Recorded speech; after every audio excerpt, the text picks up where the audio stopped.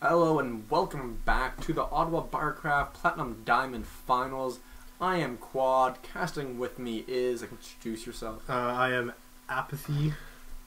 I don't care. And we are coming back to this game, which is this series, which is now 1-1 between the Underking, who has once again spawned Protoss as random, and his opponent spawning across from him lengthwise on Shakur's Plateau. Excuse me, is Oblog, who took the last game with some very nice Hellion Reaper timing. Yeah, and one of the things I want to mention, because I know we haven't talked about it yet in this series, is that these games were played live at the Clock Tower pub on a Sunday afternoon. I was there. It was a beautiful day, and we're casting the replays from this, but it was a best-of-5 series, and I believe as the games went on, everyone got a little bit more questionably spirited by the Barcraft event, so hopefully the quality of play stayed high for these guys. I suspect it would. This is, the spirit of, after all, it looks like the spirit of Barcraft is strong in this one. Yes. And we actually do see Oba. Since he's playing a random player and he knows it, he's actually scouting on 12 with that SCV, which is quite different than what Terran normally does. They're actually normal for Terran is scouting on like 16 or something at the orbital, and we have another gas build from our Terran player. He's actually gotten gas every single time. And he's gotten gas blind every single time too. Yeah. This that's a real probe is going to come in and he's going to be able to see that this is in fact another Protoss game. And one of the things that I know in the first game I was criticizing Terran's wall and asking why you do that against Protoss, and the reality is he wasn't doing that versus Protoss. He was doing that versus random because he didn't know that he was versus a Protoss player at the start. Yeah, so that's right. Yeah, he totally explains it. I don't know what I was thinking. Yeah, he's actually playing this quite smart. A lot of time as Terran, if I'm playing a random, I'll just one-rax expand just because I like to do that. But really, if you want to be complete safe, go a 13 gas build because it works against everything. You 13 gas build, you can go for a 1-1-1 against Terran, go up to that standard Banshee, then expand. Against Zerg, you can go Reactor Hellion. Against Protoss, you can go 2-rax, you can go 1-rax Marauders, or you can even do a 1-1-1 all-in like we saw in the first game. Yeah. No, there's definitely... I'm going to be curious to see what comes down. We have a tech lab getting added to the barracks.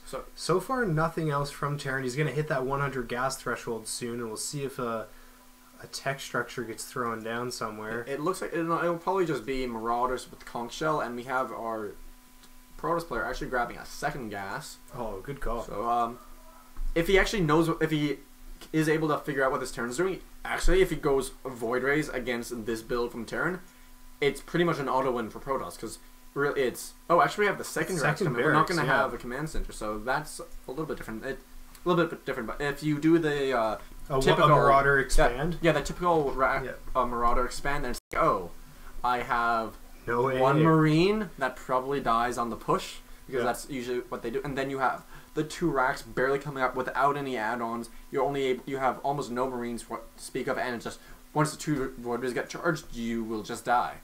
And actually, we do have the Stargate coming up. So Proxy Stargate coming up. He is watching MVP Genius play. And what is this? Does Terran see it? Oh man, my God. He's checking it. That's some dedication there. You know what? I think that's really good. When he moved out, he's just rallies his guys around, checks this spot, because really, you're playing someone that's gone random in the finals. And he's Protoss for the second game in the series. Why not proxy a Stargate? It's Shakur's Plateau. There is the proxy me little zone behind the bushes. Yeah, and there's also the one that's just up to the rocks, just north of the Zelnaga Tower. Just underneath... No, keep going up a bit. Yeah, you see that little area? That's never seen by the Watchtower or anything. And there's a very rarely a reason to put a building in that area on top of the cliff this early in the game. But we will see a command center coming down from Terran. A Nexus should be coming up from Protoss, who is now at about 600 minerals. Yeah, and we will have Warp Gate finishing shortly. What is actually This is a 3-gate robo? Yeah, 3-gate robo, and Protoss actually has like no units out. Yeah. This is crazy. Protoss is going to be trouble. He has to get that force field takes too much, and Protoss is going to depend on this next round of Warpins and this Immortal coming up, and he will barely be able to He doesn't have the Chrono Booster. He does have a Chrono Boost that he's not using to get that Immortal. There we go. But these Marauders are up the ramp, and there's only 2 Stalkers and 2 Sentries right now. And this actually, that would be a good spot for a force field right there. You can, yeah, that was very nice. But there's 5 Marauders. I think, and this Immortal is just not getting out in time. That's 4 Marauders. Yeah, this Immortal looking to take out these 4 Marauders now. Those 2 Marauders are 1 or 2 shots away. Actually, if we can get a force field on that ramp, those Marauders can be stuck and trapped. They do not get trapped. These 2 other units coming in, but that's not going to be enough. This Protoss army can finally take this out. I don't know how I feel about... Was this? Yeah, I guess this is a good move to come down with the Zealots and clean it up. Yeah, I've always just assumed Marauders killed everything Protoss could make at this stage in the game, but I guess that is not the case. Especially with Immortal. But really what the big story is right now is the expansion of Terran existing and the expansion of Protoss being non-existent. But as I say that, he builds a robotic base. So we will be seeing 1 base Colossus, it seems, which is something I have not seen outside of PvP in the longest time. It's also something that's pretty good against Terran that is only going off 2 racks and has no ambition of building a factory whatsoever. He's just grabbing his 2nd gas now. Yeah.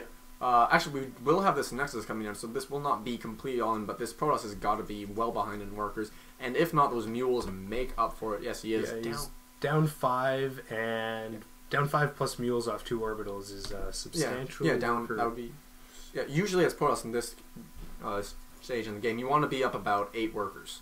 And one of the things I really like by Obla in this game, in that first game versus Protoss, he did his push, he dealt really great damage, and then he kind of was in a position where he could macro up at home, but then he pushed again and kind of lost his army. Yeah. This time around, he has 3 bunkers and they're full of bio, and he's just sitting tight, teching up, that's the Ghost Cannon, which is actually, weirdly enough, if this is some sort of Colossus all in from a Protoss player, the Ghost could be a better decision than Vikings, just because really what you need when you have like only 2 or 3 Colossus and you have a very small gateway army like you'd have off of 1 base, you need those force fields to keep the bio away from your Colossus, because like 5-6 Stim Marauders, they'll 2-shot a Colossus. If those sentries don't get those force fields down, if they get EMP'd, you can just dart forward with spread Marauders and take out those Colossus instantly. That's how you deal with one way that you can just deal with really small Colossus pushes, just having your army spread out so you can circumvent those force fields.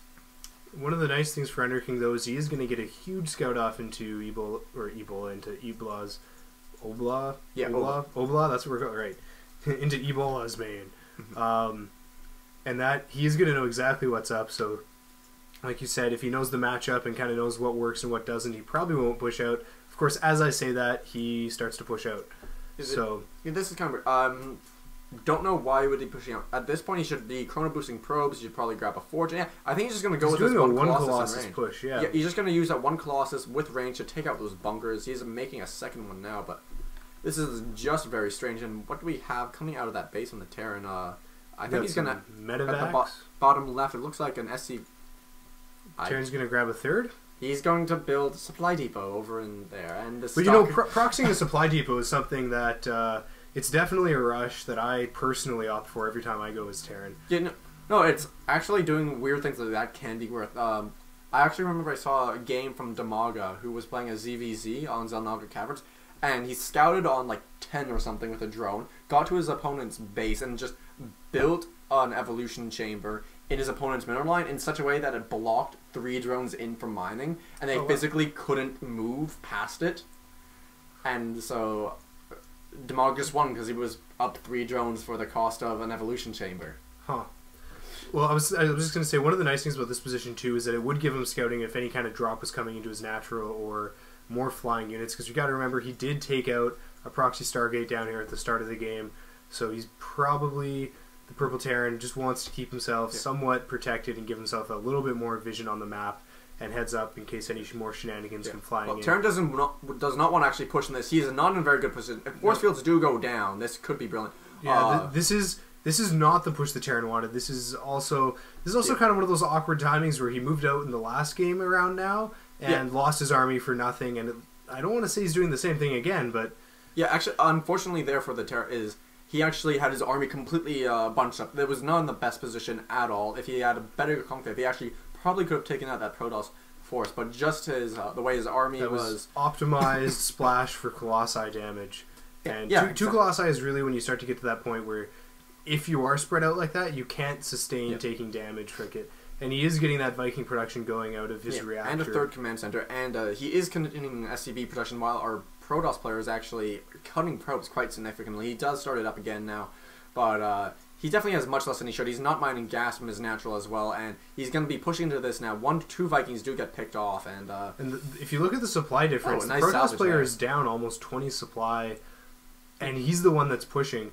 Yeah, he has to make something happen here before the Viking count grows too strong, or he will just not be able to take this. He is at 3 Colossus, which is as many Vikings as there are, and what he needs here is perfect force fields. That was a nice positioning there to pick off some of those Vikings. Yeah, those force fields are pretty decent, get some good damage on those, but those units were actually not trapped. What our Protoss player needs to do is he has to use those force fields to trap the enemy bio in between his zealots and the back of the force fields, so they cannot get away.